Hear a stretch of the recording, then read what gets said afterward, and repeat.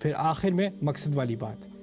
مقصد کس کو کیسے پتہ چلے کہ میں نے مقصد والی زندگی گزاری ہے؟ وتوفنا مع الابرار، اور ہمیں لے جا یعنی ہمیں موت دے اچھے لوگوں کے ساتھ، اچھے کام کرنے والوں کے ساتھ.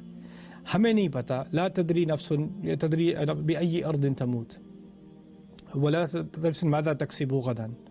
کوئی انسان نہیں جانتا کل کیا کمائے گا، کوئی انسان نہیں جانتا کون سی زمین پر اسے موت آئے گی، گھر میں آئے گی، باہر آئے گی، کہاں جائے گی، کہاں آئے گی.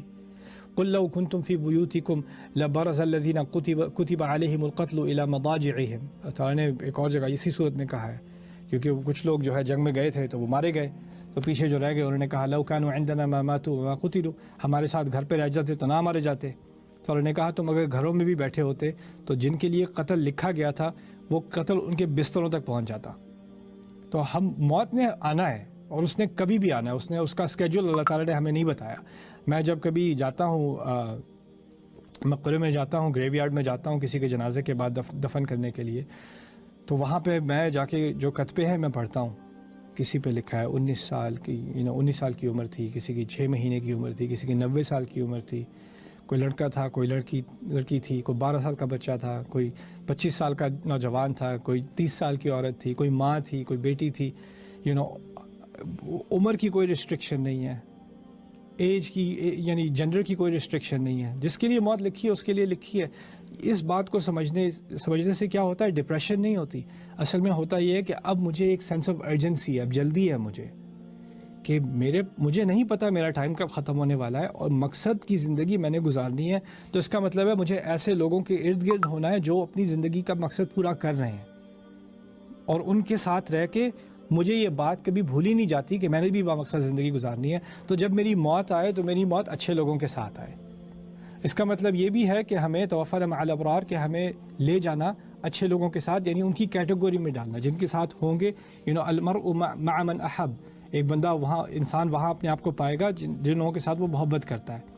تو اگر ہم ابرار کے ارد گرد ہوں گے اور اس کے ذریعے سے اپنا مقصد پورا کر رہے ہوں گے، اچھے لوگوں کے ارد گرد ہوں گے، تو آخرت میں بھی ہمیں اللہ اچھے لوگوں کے ارد گرد اٹھائے گا. اللہ یہ دعا ہم سب کی پوری کرے.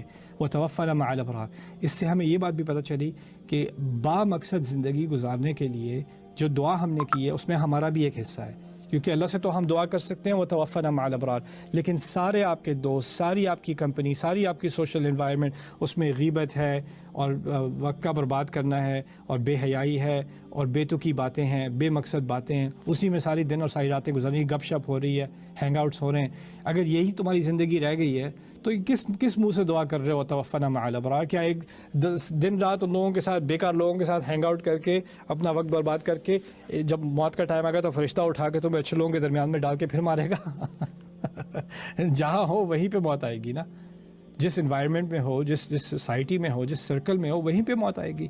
تو اس دعا سے ہم نے اپنے اندر بھی اپنے آپ کو آئینے میں بھی دیکھ لیا کہ میں اپنے آپ کو کن لوگوں سے سراؤنڈ کر رہا ہوں، کن لوگوں سے میری بات چیت ہو رہی ہے، کیسی بات چیت ہو رہی ہے، کیا وہ اچھے لوگ ہیں؟ کیا ان لوگوں کے ساتھ ہونے سے میرے اندر اچھائی زیادہ بڑھتی ہے یا برائی زیادہ بڑھتی ہے؟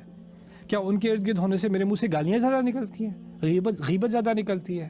یا ان کے ارد گرد ہونے سے مجھے اللہ زیادہ یاد آتا ہے، اپنا مقصد بھی یاد آتا ہے، کوئی اچھے کام کرنے کی تلقین ہوتی ہے، کوئی علمی بات کرنے کی توقین، کوئی عقل کا واقعی استعمال کرنا ہوتا ہے. یہ عقل اتنی عظیم عقل دی ہے انسان کو، کیا چیز انسان نے ایجاد نہیں کی. یہ اتنی عظیم عقل اگر میں بیکار چیزوں میں گھسا کے لگا دوں، ساری سیلیبریٹیز کی انفارمیشن یاد کر لوں، کس کی کیا ڈیٹ آف برتھ ہے، کون کتنا عمر کا ہو گیا، کس کی کیا سرجری ہوئی تھی، اگر یہی معلومات مجھے کرنی تھی، یہ جو تحفہ مجھے دیا یہ اس کام کے لیے دیا تھا. تو یہ وتوفنا مع الابرار سے کیا بات نکلتی ہے؟ کچھ لوگ ہوتے ہیں جن کو اپنا مقصد سمجھ میں آتا ہے، وہ پرپسفل زندگی گزارتے ہیں، وہ فضول کی باتیں نہیں کرتے، وہ اچھے کام کرتے ہیں. آپ ان کے ارد گرد ہوتے ہیں، آپ کو بھی اچھے کام کرنے کا شوق ہو جاتا ہے، آپ بھی اپنے آپ کو اعلیٰ اپنے آپ کو اعلیٰ دیکھنے لگتے ہیں کہ میں ان چیزوں سے اونچا ہوں، میں لوگوں سے بہتر نہیں ہوں لیکن ان حرکتوں سے میں بہتر ہوں، اور جو تحفے اللہ نے مجھے دیے ہیں، جو صلاحیت دی ہے، اس کا کم از کم حق بنتا ہے کہ میں ان کو ضائع اس طرح مت کروں. اسی لیے کہا وتوفنا مع الابرار ربنا وآتنا ما وعدتنا علی رسلک.